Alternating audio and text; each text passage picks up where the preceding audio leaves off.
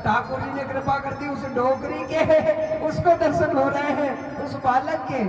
और माधवदास जी खुद ही पहला कौवा तोड़कर कहने लगे, इतने में डोकरी कहने लगी, रे बेटा तू भोजन कर रहा है, छोटा सा बालक तुम्हारे पास बैठा है, तुमको शर्म नहीं आ रही, पहले इसको खिला। अब माधवदास जी देखे कुछ नजर नहीं आए, कहा मुझे तो नहीं दिख रहा। कहा अरे तू पागल हो गया, तुम्हारे बगल में बैठा है, देखिए बैठा, ये बैठा।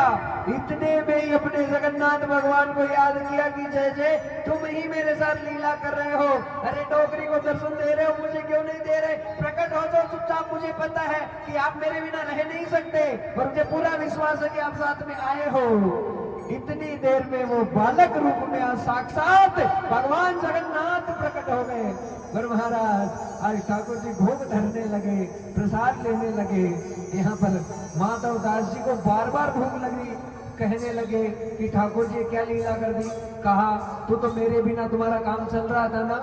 कहा नहीं प्रभु क्षमा कर दो, आपके बिना मेरा कोई काम नहीं हो सकता, पर मैं तो बस यही सोच रहा था कि रास्ता लंबा है नाथ, हाँ मैं तो कैसे वैसे सब चीजों को सहन कर लूंगा, पर मेरी वजह से आपको तकलीफ होगी तो मुझे बर्दाश्त नहीं होगी। तो महाराज ऐसा कह के खुद श्री जगन्नाथ जी हैं वो माधवदास जी के साथ हो गए।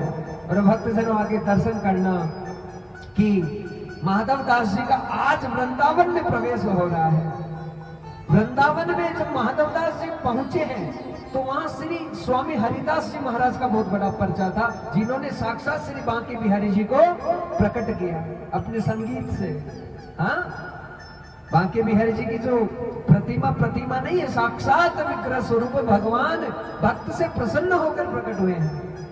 तो आपकी बातें तो समझ में आ रही ना, आज मैं हिंदी बोल रहा हूँ, मारवाड़ी नहीं बोली अभी तक मैंने, बोलो ना राधे राधे। हाँ तो महाराज यहाँ हरिदास जी उनका ध्यान इतना पक्का है कि सारी चीजों को ध्यान में देख लेते हैं। महाराज माधवदास जी अकेले ही नजर आ रहे, पर मतलब भाव रूप में ठाकुर जी उनके साथ में है। अब श्री हरिदास जी महाराज के शिष्य, उनका नाम विठल विपुल देव जी है। यमुना जी के तट पर, ध्यान से एक एक शब्द को सुनना, यमुना जी के तट पर आज माधवदास जी पहुंचे तो विठल विपुल देव जी को कहा कि मुझे हरिदास जी से मिलना है। हाँ कहा मिलना जरूर मिलना, लो थोड़ा सा प्रसाद ग्रहण करो। और प्रसाद में सूखे चने दिए महाराज, वो चने खाए तो माधवदास ने थे। और जब माधवदास जी हरिदास जी से मिलने गए तो लीला ये हुई भक्त